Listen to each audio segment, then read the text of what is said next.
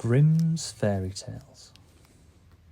The Straw, the Coal, and the Bean. In a village dwelt a poor old woman who had gathered together a dish of beans and wanted to cook them. So she made a fire on her hearth, and that it might burn the quicker, she lighted it with a handful of straw. When she was emptying the beans into the pan, one dropped without her observing it, and lay on the ground beside a straw, and soon afterwards a burning coal from the fire leapt down to the two. Then the straw began and said, "Dear friends, from whence do you come here?"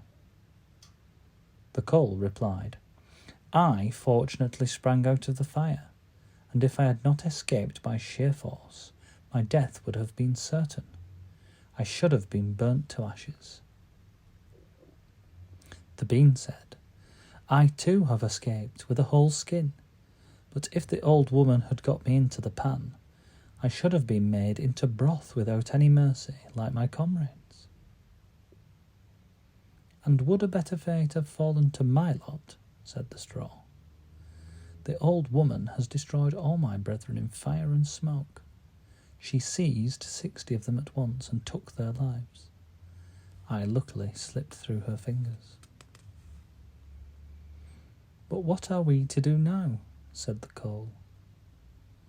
"I think," answered the bean, "that as we have so fortunately escaped death, we should keep together like good companions, and lest a new mischance should overtake us here, we should go away together and repair to a foreign country." The proposition pleased the two others, and they set out on their way together.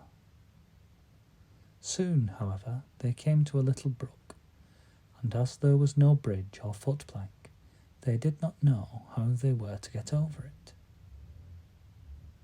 The straw hit on a good idea and said, "I will lay myself straight across, and then you can walk over on me, as on a bridge." The straw therefore stretched herself from one bank to the other, and the coal, who was of an impetuous disposition, tripped quite boldly onto the newly built bridge.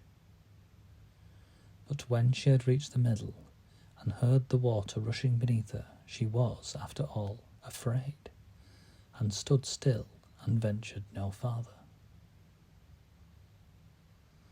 The straw, however, began to burn, and broke in 2 pieces, and fell into the stream.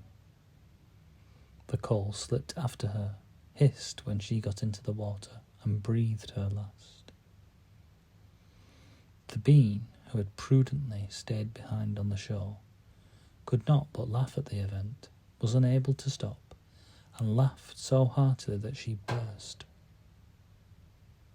It would have been all over with her likewise, if, by good fortune, a tailor who was travelling in search of work had not sat down to rest by the brook.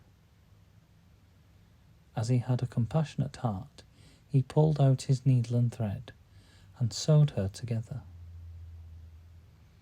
The bean thanked him most prettily, but as the tailor used black thread, all beans since then have a black seam.